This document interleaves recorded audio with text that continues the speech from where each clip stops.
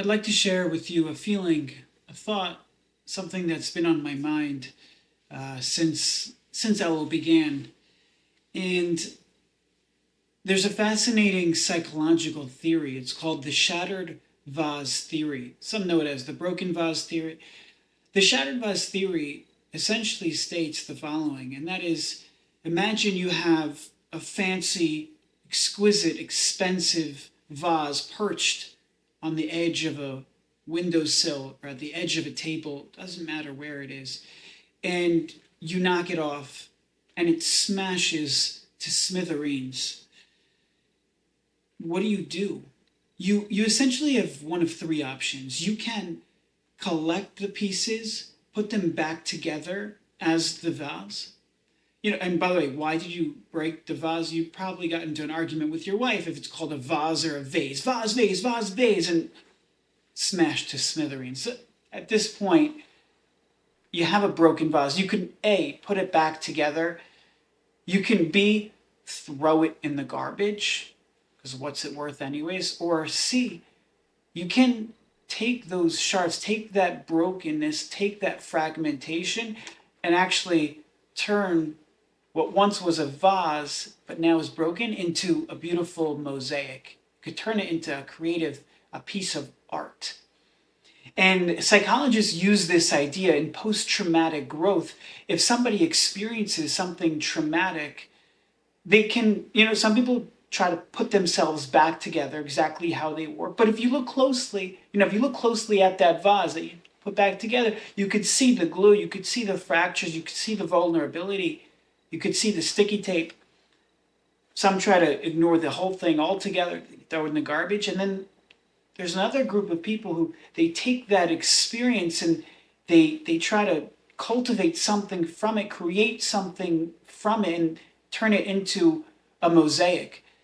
And I was thinking about this theory and how relevant and how yesodistic and fundamental it is as we walk through the fields of Elul. And I say in the fields because we know Hashem, our sages tell us that Hashem is the Melech, is in the Sud, he's in the fields. We'll get back to that in a few. But there's something powerful about this theory in psychology and how we go through our Elul. And the Sefer Chinuch says something startling. He says that the most inspiring thing, I'm saying this in my own words, the most inspiring thing about the shofar is the blast. It's incredibly. Look in Sit Mitzvah 405 Tafeh.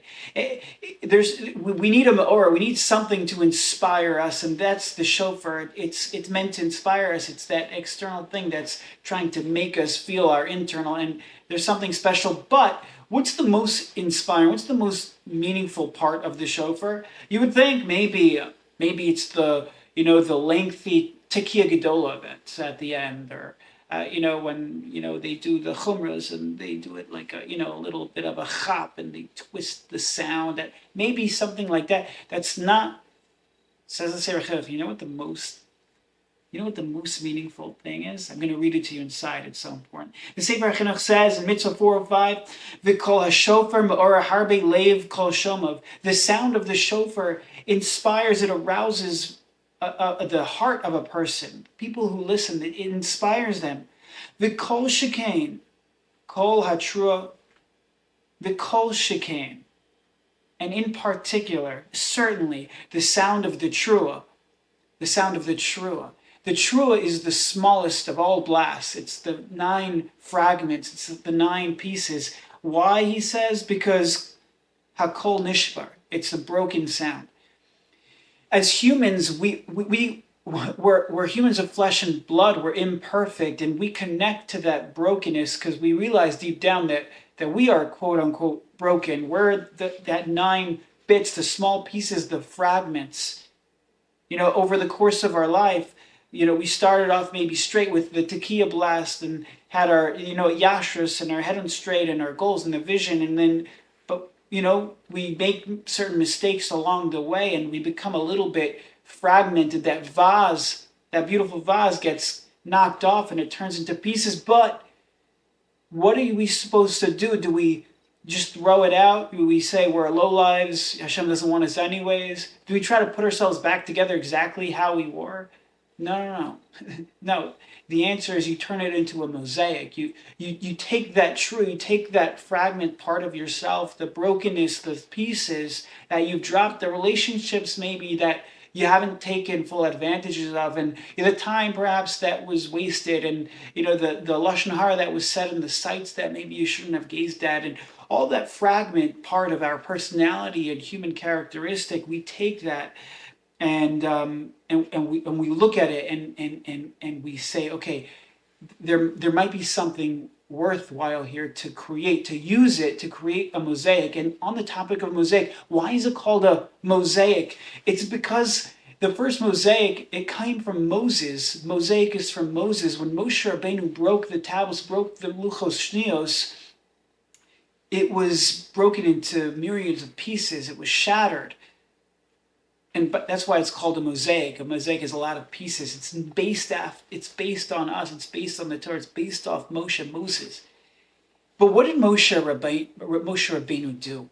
As soon as he saw the people dancing around the Egel Hazav, and he broke the luchos.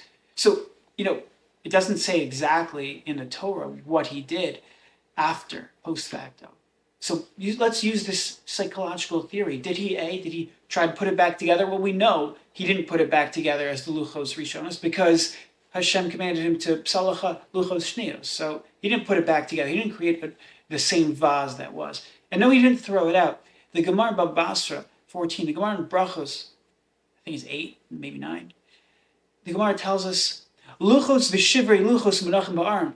The luchos, the intact, the whole, the purity, the sanctity of the luchos shnios, and the luchos, the shivrei luchos, the shattered pieces of the first luchos, both of them were placed in the aron, which means Moshe Rabbeinu, after he broke the luchos, he didn't throw out the shattered pieces. He didn't throw the fragments in the garbage. He didn't try to put it back together, but he savored it. He saved it and turned it into a mosaic as an artifact, as a creative, holy agenda. He put it in the Aron Kodesh, and lying next to each other are the luchos, the shivrei luchos. What a powerful message when we look at that Aron on Yom Kippur, when we're in the Holy of Holies, and we realize contained inside that holy structure is not just the luchos shnios, the intact luchos, but also the broken luchos. Because you see, there's value in the brokenness and the wholeness. They lie next to each other. The true is the most inspiring blast. The brokenness is right next to the tekiah. It's next to that wholeness. It's the luchos, v'shivrei luchos, munachim ba'aron. If you ever, ask a little child, say, hey, clean up, you made a mess. You go downstairs and, you're a loving parent and you see they made a mess all over. Hey, clean up. Why'd you make such a big mess? You made such a mess. Clean up. The likelihood of the kid doing that, cleaning up on his own, is very unlikely. But if you as a loving parent go down on the floor with your child and start to clean up with them, the chances of that child joining you are much greater. And Hashem, during this time of Elul, Hashem is in the fields. The field is a place of avodah. It's the place of work. It's a place of melchama. It's the place of battlefield. It's where we are most of the time. We're in that zone. Hashem leaves that intact, the wholeness, the purity of the luchos shnios, of the palace, and he comes to the shivrei luchos. He comes to us in our state of true, in our state of brokenness, in our fragmentation, and as we look different than we did, last year, and we may have broken the vase in several places and there's shards all over, but Hashem, that loving parent, comes down on the floor with us. The Melech is in the Sada. Hashem is coming to us and saying, my child, I'm here to help clean up. Come, join me. And we, during Elul, we hear the shofar and we start doing tshuva and we think about prayer and we think about Hashem more and we think about our relationships more. And we join in that cleaning up process, and then we realize, okay, we're actually cleaning this up, and it's going into the Aron Kodesh. There's something so holy about this brokenness, I'm becoming something better. I'm not throwing it out. I'm not trying to create myself what exactly I was. I'm creating a mosaic, something new, something brand new, something creative, something constructive, something so meaningful, something so pure and holy. We're creating resilient people. We're creating meaningful people. I wanted to share with you a matana HaKadosh Baruch Hu gave me. And that is, this is the time of year where we are replete with talking about acronyms. Roshei Teivos, E.L.U.L stands for Ani L'Dodi V'Dodi Li, and Ish L'Rei L'Matanos L'Evyonim. And there's no other time of year, no other time in the Jewish calendrical year has as many Roshei Teivos as acronyms as this time of year. And based on the idea we've been talking about, Hashem gave me a matana, and I want to share it with you. And that is perhaps the osios, the letters of Elul, stand for the following. The Aleph stands for Aron, the Aron. And the Lamed and the Vav and the Lamed stand for Luchos, V'Shivrei Luchos. Because the Luchos, V'Shivrei Luchos were Munachim Ba'aram, and it's the message of Elul that's teaching us that they lie both side by side. There's importance in both. Yes, you need the intact, the purity, the sanctity of the whole ones. We have to have that vision, that goal. We have to realize, okay, we're trying to be something, we're pure at heart, but there's value in that brokenness, there's value in that trua, there's value in that fragmentation, because when we utilize it properly and channel it appropriately, we could take that brokenness and turn it into something new, something creative, into a mosaic, a masterpiece, something beautiful, something raw, something pure. And that's really what we're trying to get at. So, Elul, the Aron, in the Aron, Aleph, the Aron, Luchos V'Shivrei Luchos. Let's take this as a message, as a lesson, to be able to be real with ourselves, to realize Hashem is in the Sada, He's helping us clean up, and now let's join Him in cleaning up the fragmentation. Let's pick up each piece one by one and work on ourselves slowly but surely. And come Yom Kippur time, we'll be davening Elul, we'll be in the Kodesh HaKadosh, when we realize, okay, it's not just the purity, it's not just the intact luchos that's here, it's also the broken pieces as well. It's part of the journey, it's part of the holiness, it's part of